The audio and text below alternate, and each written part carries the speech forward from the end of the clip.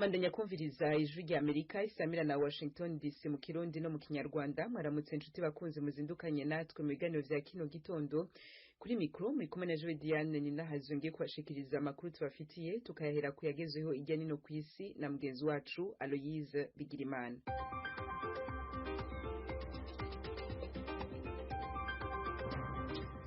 Urakoze Diane, turashimikira cyane kuyavuga ku ntambara muri Ukraine n'Uburusiya. Ukraine yaremeye gukorana ibiganiro n'Uburusiya ku mupaka wa Bielorusiya. Ukraine yemeye ibiganiro mu gihe Perezida w'Uburusiya Vladimir Putin yasavye abasirikare bakoresha ibigwanisho ruhonyanganda vya nucleaire kugaba bakitegurira ico yise urugamba. Perezida Vladimir Putin yabwiye umushikiranganji wiwe ajejwe kwivuna abansi mu Burusiya ko ibihugu biri mu ishirahamwe utane vyasohoye amatangazo yise ayagasomborotso byongera bifatira Uburusiya ibihano bikarishe.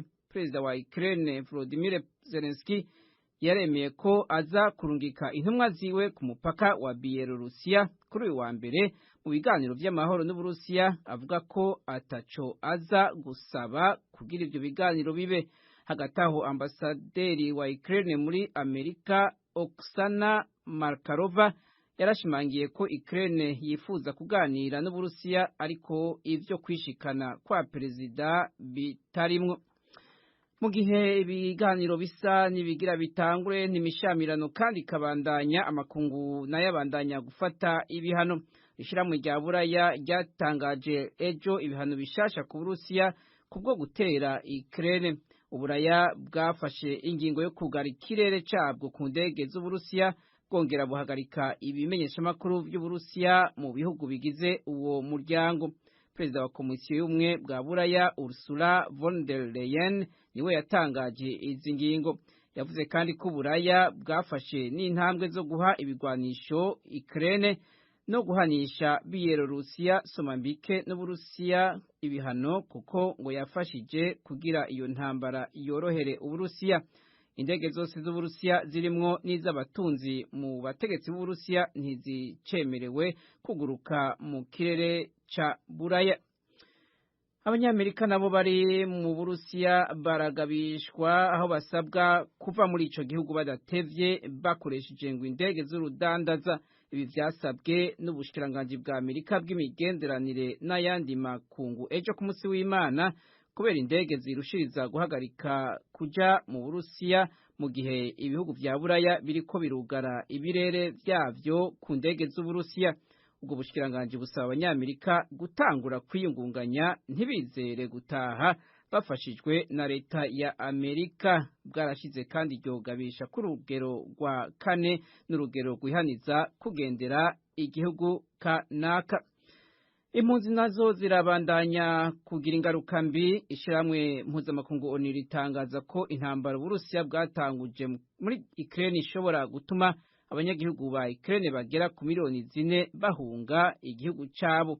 ONU yemeza ko bizoba bibaye ibitigiri biri hejuru cyane umugabane wa Buraya utigeze ubona araheze imyaka 70. Kugera ino saha ibitigiri bitangwa na ONU vyerekana ko abanyagihugu ba Ukraine bamaze guhungira mu Buraya mu bihugu bibanyi vya Buraya vyabo bagera ku bihumbi 368. Washington, ijwi rya Amerika. Tuve ku ntambara ya Ukraine n'Uburusiya dutandukire ku mugabane wa Afrika. Intumwa zishiramwe mpuzamakungu ONU hamwe n'iza CEDEAO zarashitse muri Guinea Conakry ejo ku munsi w'Imana kuganira n'abategetsi b'abasirikare bigaruriye ubutegetsi mu mwaka uheze.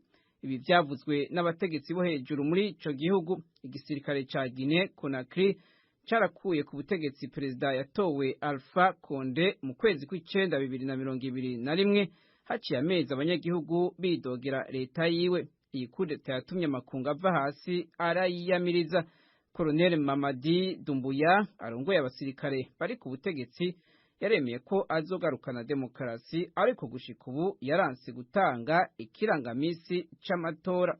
Ejo ku munsi w'Imana perezida wa komisiyo ya CEDEAO Jean-Claude Kassi-Brou hamwe na Mahamat Saleh Al-Nadif, intumwa idasanzwe ya ONU muri Afrika y'Uburengero na Sahel, niho bashika ku mugwa mukuru wa Guinea Conakry mu biganiro n'ako kagwi k'abasirikare. Urugendo rukurikiye ivyavuzwe n'ibihugu 15 vya CEDEAO ko ayo matora akwiye gutunganywa mu mezi 6 atarenga. Washington, ijwi rya Amerika. Mu gisata c'amagara y'abantu tukiri ku mugabane wa Afrika muri COVID-19, Malawi yararonkejwe incancu hafi ibihumbi 300 za COVID-19 zahinguwe na AstraZeneca. Ni mu mugambi w'isi wo kwiragiza ku isi urwo rucanco ku rugero rungana. Iyi niyo mpano ya mbere y'uwo mugambi iki gihugu kironse uyu mwaka, inyuma yaho iherewe nizo yari ifise mu kwezi kwa 12. Iyi mpano y'Ubuyapani igize kabiri ku miliyoni hafi ku ncancu hafi miliyoni 2 za COVID-19 za AstraZeneca. Ubuyapani bwategekanije kurungika muri Malawi.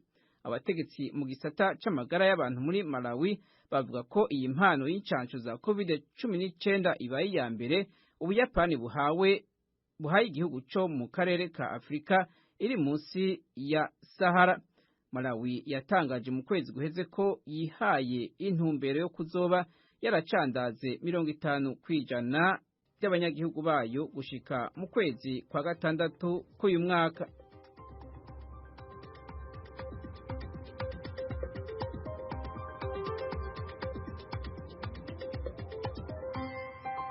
Aloise Bigirimana, urakoze kuri ayo makuru yose waduteguriye ukabuhejeje kudushikiriza. Aya n'ayandi nibutse abakunzi b'ijwi rya Amerika ko ashobora kongera kuyasanga kuri www.radio.com.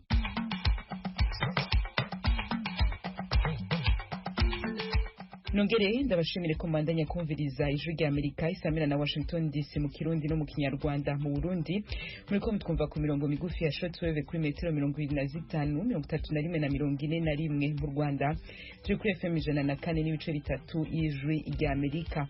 Abanyamahanga bari basanzwe baba muri Ukraine babandanya guhungira mu bihugu bitandukanye mu gihe intambara Uburusiya bwatanguje muri Ukraine igeze ku munsi wayo wa 5. Kugeza ubu kuva mu duce buri wese abamo turifasha tugakoresha uburyo bw'imodoka then bakagana ku mupaka wa Ukraine na Poland. Hari aho zigera bikaba ngombwa yuko muvamo mukagenda nk'urugendo rw'ibirometero 20 n'amaguru, ni nk'amasaha 2 n'iminota 30. Uyu ni Fred Mupenzi hatwara ishyirahamwe ry'Abanyarwanda muri Ukraine. Fred akaba yahora yiga mu gisagara ca Lviv, ubu ari i Varsovie ku murwa mukuru wa Pologne aho yahungiye. Ino nkuru iri muzo tugaruka ko handi hato mube hafi y'amaradiyo yanyu.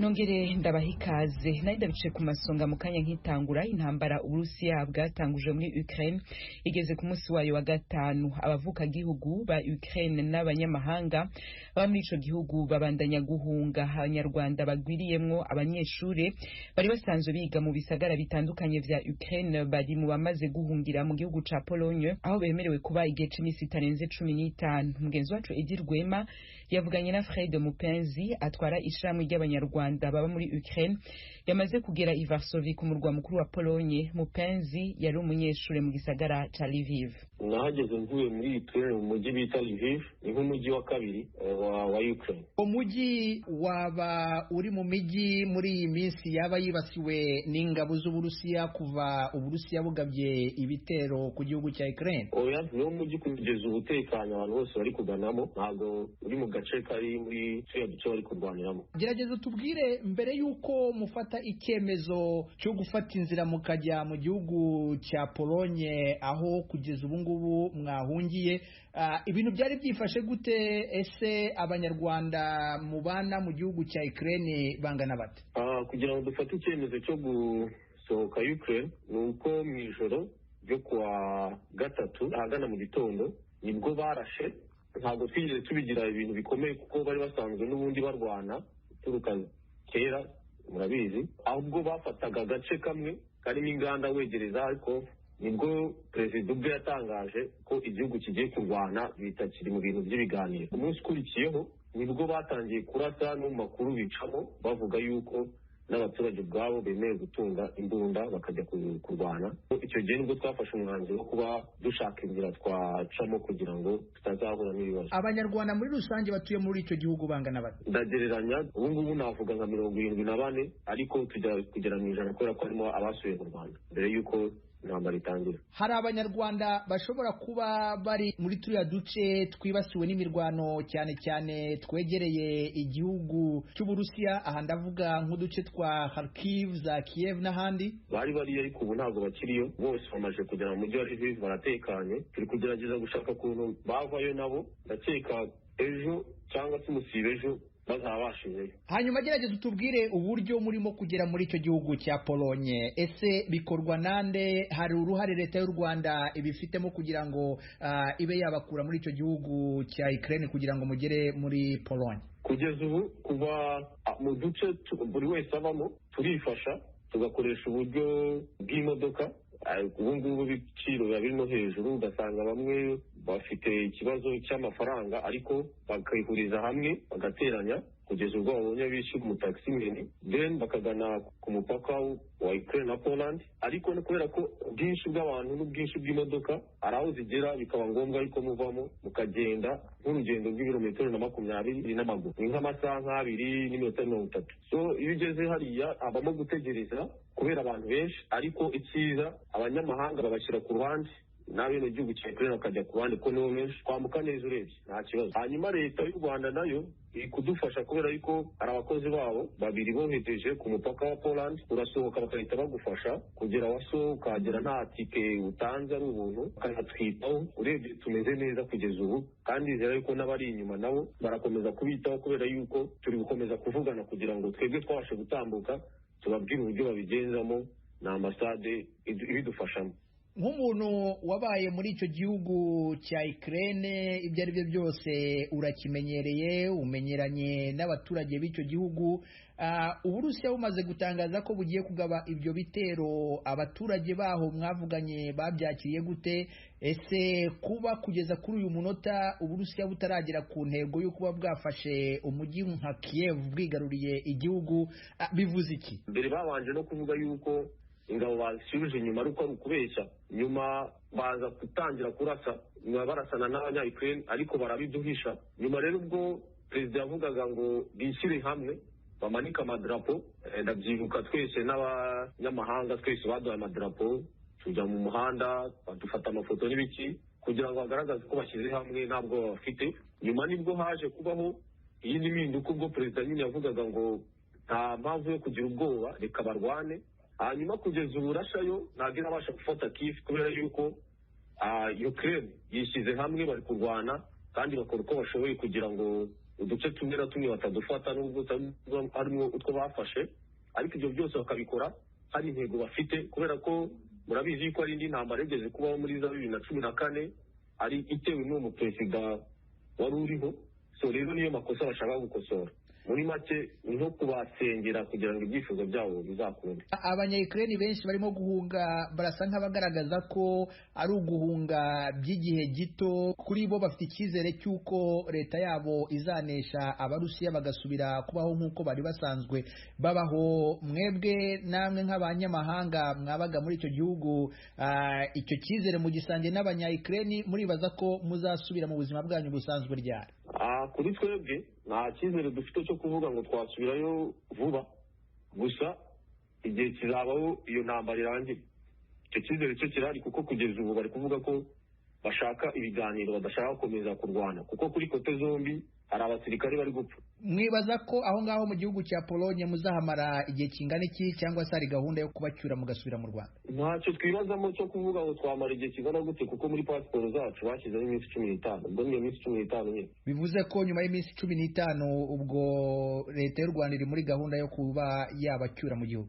Bari kubidufashamo kuko abayobozi turi kumwe nabo umunsi ku wundi. Freddy Mupenzi uyobora umuryango w'abanyarwanda batuye mu gihugu cya Ukraine, nagira ngo ngushimire cyane kubw'akanya wahaye ijwi rya Amerika. Natwe turabashimiye cyane kubwitange mwagize no kutuganiriza kugira amenye ko duhagaze. Amakuru hajanye na dosiye y'intambara y'Uburusiya muri Ukraine muyasanga kuri wezi 3 akaburungu radio@voa.com. Mushobora kandi namwe kugira ico muyavuze ko mu kurungika ubutumwa bwanyu mubicishije ku nkuru zitandukanye za Ukraine n'Uburusiya ziri ku rubuga rwacu rwa Facebook VOA radio yacu.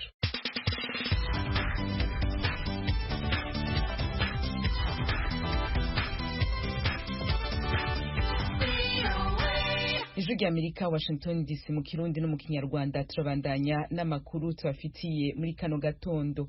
Umushikiranganje ajejwe imigenderanire y'u Rwanda n'andi makungu Dr Vincent Biruta yaraye yongewe iyindi manda y'imyaka 5 ku buyobozi bw'umugambwe PST uharanira demokarasi n'imibereho myiza y'abanyagihugu mu Rwanda.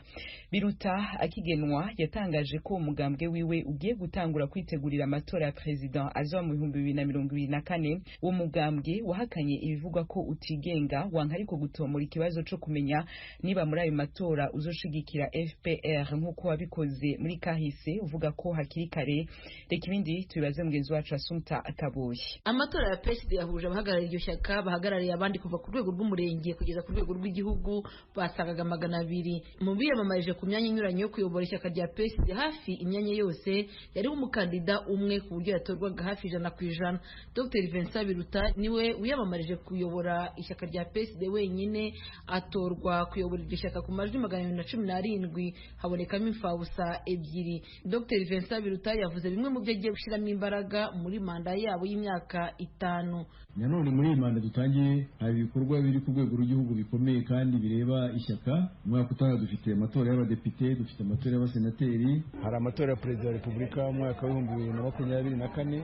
Ibi byose ni ibikorwa bya politiki bikomeye tugomba kwitabira nk'ishyaka tukabigiramo uruhare, twamamaza. Igihe cyose habaye amatora y'umukuru w'igihugu ishyaka PSD yari rifite umukandida. Nta na rimwe amatora yari yaba tudafite umukandida, yaba aturuka mu ishyaka cyangwa se yaba aturuka mu rindi shyaka, ariko aba iyo twamwemeye kumushyigikira aba yabaye umukandida wacu. Mu mwaka wa 2003 ubwo u Rwanda rwatoraga perezida nyuma ya jenoside yakorewe abatutsi, ishyaka rya PSD ryashyigikiye umukandida wa FPR Inkotanyi, byongera kandi kumushyigikira mu matora yabaye mu mwaka wa 2017. Itangazamakuru rikaba ryabajije perezida wa PSD niba no mu mwaka wa 2024 ishyaka yoboye rizongera gushyigikira umukandida wa FPR Inkotanyi. Biruta asubiza muri aya magambo: igihe nikiragera, haracyari imyaka 2 hagati, harimo amatora y'abadepite, harimo amatora y'abasenateri, andi ni mu mwaka wa 2024. Igihe ntabwo kiragera.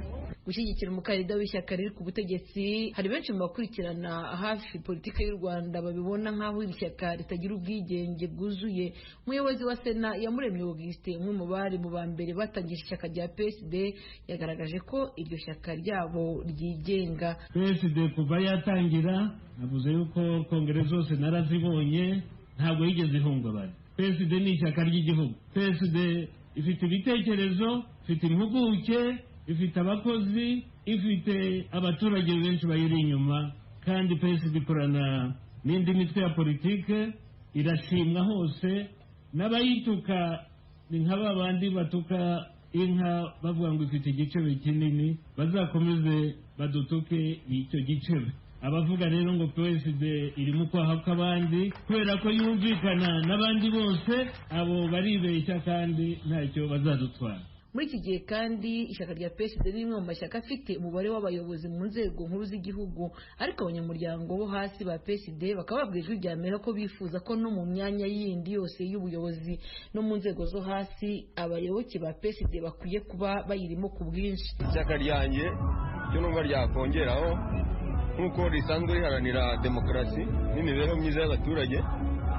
Numva twagumya kugira abarwanashyaka benshi baduhagararira hejuru mu ntego zishinzwe abadepite, kumva bakwiyongera. Ikibura nuko turakiyubaka, ariko ibyo ari byo byose uko twatangiye ntabwo ariko turi wari aho turi kugera. Rwose nibyo twumva twaharanira kandi nibyo turimo duharanira, kugira ngo natwe tugire abarwanashyaka benshi bari mu nzego za leta bafite inshingano mu nzego za leta. Mu bikorwa iri shyaka rishyize imbere muri iyi myaka 5 harimo gushyiraho ikigo cy'ubucuruzi kizajya gifasha ishyaka gutera imbere. Iki kigo abayobozi bavuze ko kizahabwa ubuyobozi bwihariye ndetse n'ubugenzuzi. Ishyaka rya PSD riri mu mashyaka makuru yavutse mu mwaka w'1991 ubwo politiki y'amashyaka menshi yatangiraga mu Rwanda. Iri shyaka ryatangiranye abarwanashyaka bakomeye, ryaje gukorwa mu nkokora mu 1994 ubwo jenoside yakorewe abatutsi yahitanaga bamwe mu barwanashyaka baryo, bamwe bazira ibitekerezo byabo abandi bazira ko ari abatutsi. Ishyaka rya PSD kandi ryatanze umukandida ku mwanya wa perezida wa Repubulika mu mwaka w'2010 ariwe Ntawukuriryayo Jean Damascene. Izindi nshuro iri shyaka ryagendaga rishyigikira umukandida wa FPR Inkotanyi. Assumpta Kaboyi, Ijwi rya Amerika, i Kigali. Ijwi rya Amerika, Washington DC, mu Kirundi no mu Kinyarwanda. Yagezeho mu gisata ca sport ubu naho Umunyeritrea Nathanael Testvani niwe yaraye atsinze ihiganwa ry'amakinga ryitiriwe Tour du Rwanda ryaheze ejo kwa Mungu. Mugenzi wacu Jean Claude Munyandinda yadukurikiraniye uko umunsi wa nyuma wa Tour du Rwanda wagenze.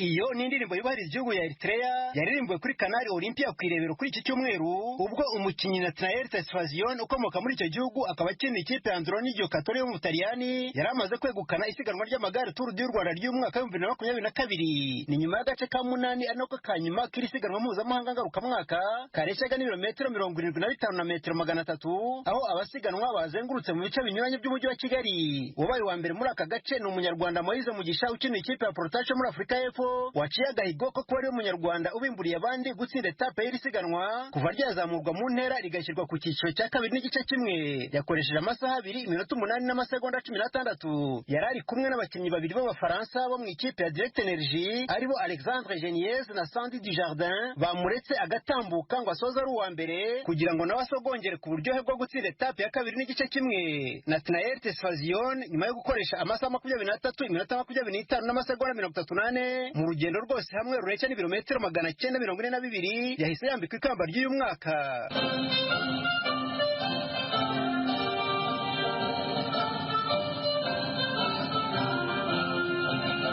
Yegukanye iri siganwa ryari rikenwe ku nshuro ya 4 kuva ryazamurwa mu ntera rigashyirwa ku gipimo cya 2 n'igice kimwe mu mwaka wa 2019. Icyo gihe waryegukanye n'Umunyaeritrea Merawi Kudus wakiniraga ikipe ya Astana yo muri Kazakhstan.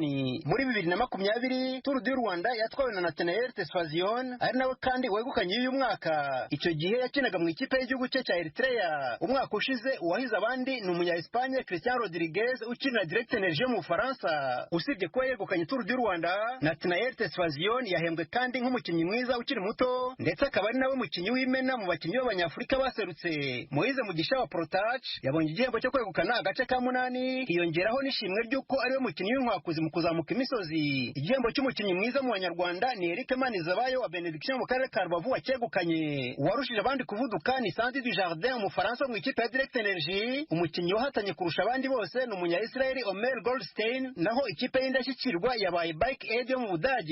Minisitiri wa Siporo mu Rwanda Mimoza Munyangaju avuga ko iri siganwa Tour du Rwanda ryagenze neza.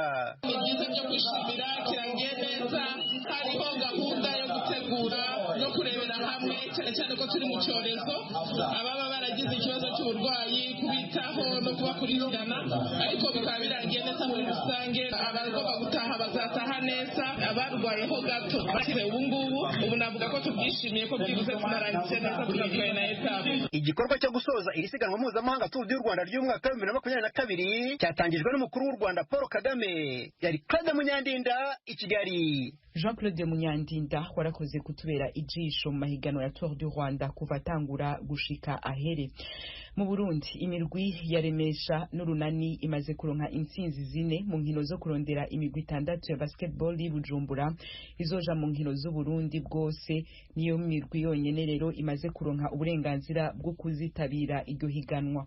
Mupira w'amaguru naho ku munsi wa 23 higanwa ry'u Burundi umurwi wa Bumamuru inyuma yo gutsindwa na Musongati murwi wa Top Junior urawusugereje. Izi nkuru zose tuzibaze mugenzi wacu Desire Hatungimana. Muri iryo higanwa rya basketball ryo kurondera imigwi izokina higanwa ry'u Burundi bwose mu rukino rwari rwitezwe cyane Remesha yatsinze New Star ku manota 71 kuri 66.